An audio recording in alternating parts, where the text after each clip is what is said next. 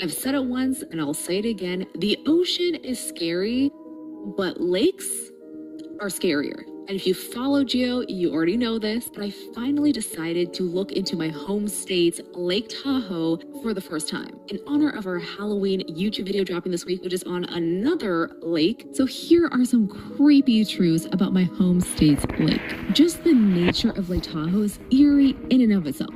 It is 1,600 feet deep, making it the second deepest lake after Crater Lake. And its depth is precisely what is so creepy about it. You may have heard the infamous story of Jacques Cousteau diving into Lake Tahoe and saying that the world isn't ready for what's down there, which apparently were hundreds of preserved bodies at the bottom of Lake Tahoe. This story is like two truths and a lie. The lie is that Jacques Cousteau never dove in Lake Tahoe, but the preserved bodies, that is another story. Lake Tahoe is basically one giant freezer sitting at 39 degrees Fahrenheit. That is cold enough to prevent decomposition bacteria. It's also lower oxygen at depth, which means slower decomp. Very few bottom-dwelling fish or organisms, so very little scavenging of bodies. Plus, it gets darker the deeper you go, so the bodies are protected from sun damage. This all adds up to bodies that remain perfectly intact for decades, possibly centuries. The body that made headlines in 2011 was Donald Winbecker, who disappeared while scuba diving in 1994. He was found by a rescue diver 17 years later at 265 feet deep,